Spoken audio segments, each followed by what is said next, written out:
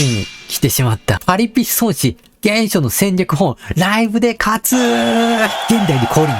この動画は誰に役に立つのか、チャット P に伺ってみました。すると、個人事業主や企業のマーケティング担当、競合分析家、戦略家、さらにここでしか聞けない情報っていうのは、孫子の兵法っていうのは他の YouTube でも解説してるんですけど、現代のビジネスやマーケティング、またリアリティ配信に置き換えて解説することで、競争を勝ち抜くための戦略や戦術について学ぶことができます。また、配信アプリやイベント運営に関わる人々にも興味を持たれるって書かれてあります。さらに個人事業主や起業家が自分自身や自分のビジネスをブランディングするためにマーケティング戦略や戦争戦略を考える上で役立つ情報を提供してくれるチャット GTP に評価いただきました。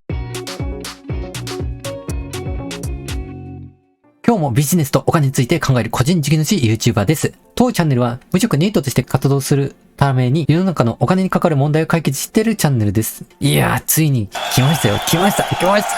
内容が来たぞ。いくぞ。よし。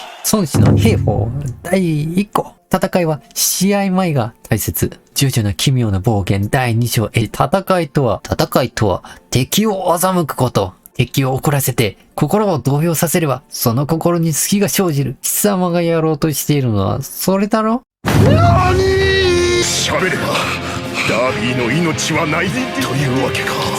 さあ、かけるかかけないのか、はっきり言葉に出して言ってもらおう。ダービ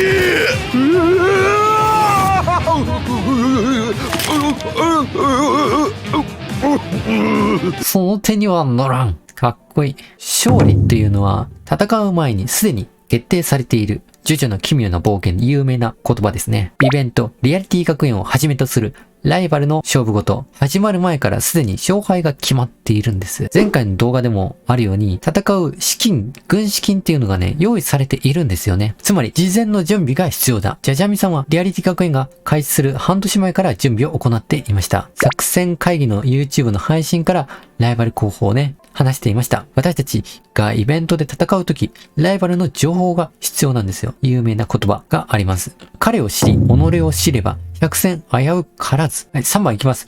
戦うより戦略。戦いを省略すると書いて戦略なんですよね。敵がどういう状況なのかをしっかり知ると、戦いは勝てるようになる。ここが面白い。この著者、孫武っていうのは、なんと戦いの本なのに、戦わない方法をメインに書かれてるっていうのに気がつくんですよね。その人曰く、負けないことが大事で、勝つことを急いだら危ない。相手を知って自分を知ってる人は、どっちが強いかがわかるじゃないですか。戦闘能力、ほらみんなドラゴンボールでもね、戦闘力を見てから戦うじゃないですか。どうやればっていうのを考えられるから負けづらい。一方、自分のことしか知らない場合っていうのは、自分のことしか知らない傲慢なやつっているじゃないですか。でも実際相手が強かったっていう場合もあるし、それで喧嘩したら五分五分。自分の強さも知らない人と戦ったら、もうなんていうかね、野球のメジャーリーガーに素人がバッターボックスに立つようなもんですね。デッドボール食らってフルボッコにされちゃいますね。強い相手だと思ったら逃げろと孫子は言っています。逃げるんだよ。リアリティ学園で調べて、こいつ勝てそうだな。あ、こいつ今回無理かも。とか、ライバルはスカウターで見てるような感覚で、この人は人数とラブが強いんだな。メモ。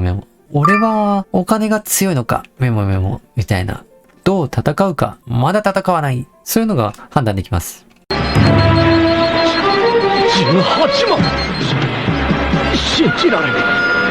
これが貴様の真の力なのか。俺たちが勝てるわけがなかったはずだ。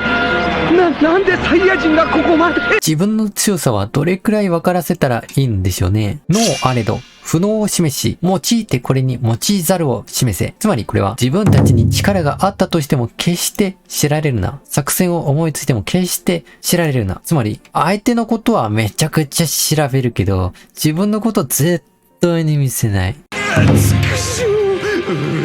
俺は相手の心が読めるんだ。俺は丈太郎の心が読めるんだぞ。スタープラチナをイカ様に使っているな。ノー。イカ様をしているのはこの辺だな。ノー。仕込んだろ丈太郎。イエス。なんで読みと違うボールが来るんだ。この人はね、負けないことを最優先にししてるんです。なんでかっていうと、一度負けたら殺される時代だったんですよね。敵はもう次から次にやってくるっていう時代だった。これってちょっと今のVTuber海外に当てはまりませんかね。私たちだったら、2万人いて、何の学びもない、クソくだらない配信実況でみんな見に行ってる。あれしかないとみんな思ってるんですよね。あれに群がって何の意味があるんでしょうか。自分の貯金を切り崩して、彼女にできるんでしょうか。心の拠り所って言うけど、1対1で対面に向かって話してくれる彼女とか親友にお金を使った方が良いのではないのでしょうか。これ結構アドリブで言ったんだよね。予算的に限定されるし、挑戦しづらい。第一、人生っていうのは時間制限があってね、寿命短いじゃないですか。20代の若くて可愛い時っていうのはもう戻ってこない。可愛い配信者こびるけど、10年後、20年後同じことをやれるかって違うよね。おばさんだよね。ライバルは増える一方、まさに戦国時代だったんですよ。この本が書かれた時代っていうのは今もそうです。はい、次、4、肩。フォームですよ、フォーム。守りを固めて待つ。よし、勝つべきは敵にありっておっしゃってる。つまりじゃな、勝利の要因は自分ではなく、相手が崩れた時を狙え。とおっしゃってる。これまでの自分を知り、相手を知る。勝てるかな、情報を集める。やらなくて戦わない、勝つ方法を考える。いざという時にでも、守りから、いざね、実際に戦うぞっていう時になっても、守りから先に取り掛かる。そうだよね。全裸でこう、喧嘩するんじゃなくて、まず、戦車用意してから行く。もう絶対勝ちますね。高度成長期の日本。冷戦でアメリカとソ連が戦争していました。ベトナム戦争とか戦争に膨大な国家予算を使っていました。一方、日本っていうのはアメリカに惨敗して、軍部は元より財閥も全部ね、解体されました。で、いつの間にか1964年の夏、敗戦とは思えぬ成長、オリンピックがもう開催されましたね。そうなんですよね。軍事費用を全部開発費に日本っていうのは軍事費用に使っていたお金を全部復興と技術の開発にお金を使うことができて、日本は世界で最も権力を持った国となっていました。そんな時代があったんですよね。もう今は歴史上の出来事です。アメリカと戦ったわけではないのに、世界のトップに君臨する産業国家となりました。これでアメリカはね、反省したんです。あれ？孫子の兵法に書かれてたよなーって。つまり、勝利の要因っていうのは自分ではなく、相手が崩れた時を待つ。自分よりも勝つ要因っていうのは、相手の体調によって、優勢か劣勢かが決まっているんです。よし、リアリティに代入しましょう。例えば、リアリティ学園。参加権利を勝ち取るのは誰か。あいつより可愛くこびるとかじゃないし、あいつより可愛いからいいとか、それか、あいつよりすごい企画してやる。とかでもないんだよね。それは、ライバル同士が潰し合うのを待つ。もう、リアリティ、第2期生とか強敵だと思っていた大手配信者、勝手に消えていきます。もう最高峰のイベントを行ったら飽きるんですかね。それか専業で配信業をやってるわけではないので消えていきますよね。結婚できたらいいですね。これが大人の戦い方。相手のミスにつけ込むんです。兵は気道なり、戦いとは欺くこと。敵を怒らせて心を動揺させればその力に隙が生じる。貴様がやろうとしているのはそれだろう。その手には5に行きます。次行きます。勢い。個人よりチーム。実際は個人がいくら強くても、周り周囲10人くらいから囲まれたらフルボッコにすることできませんか？ジャジャミさんはね、このプラットフォームの利用者は 99% 傍観する人っていうか投げる人なんですよねっていうのをおっしゃっていて、誰を応援しようか迷うなっていう人がもう 90% 以上いるんです。そういう人たちをどんどんね、回収しに行って、フォロワーを蓄えていって、大きくしていって、これまでの配信者は大手の人に支持されると、スカウターでいうその戦闘能力の人数が多くなって、数値が高くなることは分かっているんです。ただ、前回のリアリティ学園の解説をした通り、お金が10倍の影響力があるんですよ。そのプラットフォーム内ではね、その重力10倍みたいな、そういう不思議な特殊な環境下なんですよね。だからアプリの特性上、大人数と話すことはできないし、組織的なお金の管理能力が求められるんですよ。ただ、少数な人数であっても、自分がこの戦法を勉強して、相手に伝えることができないと、相手を動かすことはできない。仲間にすることはできないんですよね。自分自身にお金を投げるっていうことは規約違反ですから。ダビーさん、あなたの言いつけ通りです。丈太郎は無関係のこの少年を自分で選んだつもりだが、実はこの店のみならず、視界にいる全員がこのダービーの仲間だ。マスターも、あの男たちも。6番いきます。虚実、敵を操る。これは、学校の女子校とかであるんですよね。賢いですよね。女子がこれやってるんですよ。兵は計りごとを打つ。その次は関わりを断つ。その次は兵を打つ。その下は城を攻む。どういうことでしょうか。戦わずして人の兵を屈するのは善の善なるものなり、最善の策は戦わないことなんですよね。なので、打つべきことは計りごとなんです。リアリティができたばっかりの時、イベントでは有力配信者がお互いをね、邪魔し合って配信していました。私の場合だったら自分が配信していて、アンチリスナーがやって入手してきて、なんかやったら、私のね、上げ足を取ってくるなぁと。何かしら上げ足を取ってきて妨害してくるんですよね。そういうやつはもうブロックした方がいいです。こびる必要はありません。こいつ何の恨みがあるかってまず思いますよね。鬱になって会社辞めてほしいのかな、イベント入手を妨害したいのかな、それともお金が欲しいのかな。いや違う。で、自分と仲良くしている、コラボしている女の子。この女の子と僕が話してるのが嫌なんだ。それが分かったらその計りごとを打てばいいわけなんですよね。そこをピンポイントで対処すればいいわけで、相手をボコボコのリタイアにするために、相手をボコボコの再起、リタイアするのはコストをかけすぎてますよね。配信で妨害をしてくる相手っていうのはその女の子と話したいのか。なるほどね。今度一緒にその女の子とコラボしようかとか、そうすると一気に仲間になります。自分の最小のエネルギーで組織としての戦力向上にもつながる。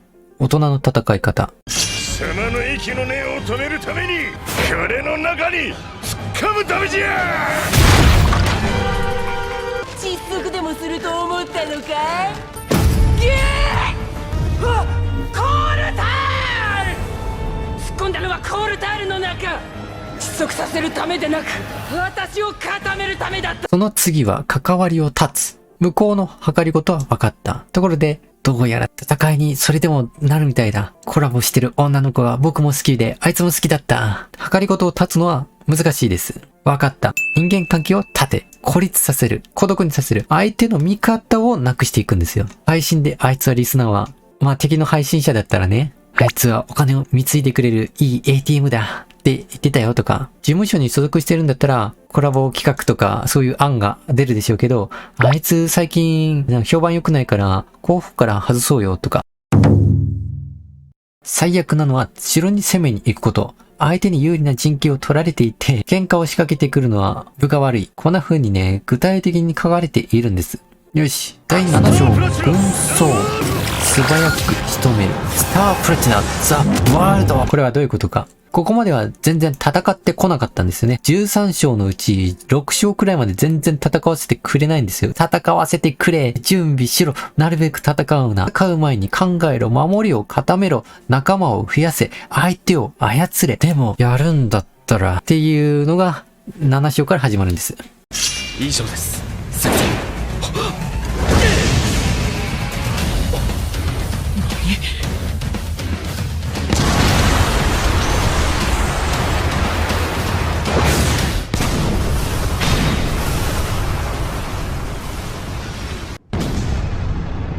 動くこと、イカズチのごとく、敵のリサーチを怠るな。なるべく戦うな。戦うなら瞬殺しろ。不利になったら一目散にすぐ逃げろ。孫子の兵法を守ってればよかったんですよ。半世紀に及ぶ世界大戦。疲れ切って世界は悟るんですよ。うわ見ていて爽快ですね。おとなしくしている期間と動く期間が交互になっているんですよね。ついにお前は、思わず笑っちまったぜ。という思わず笑っちまったぜ。次にお前は結果だけだ。この世には結果だけが残るという結果だけだ。この世には結果だけが残る。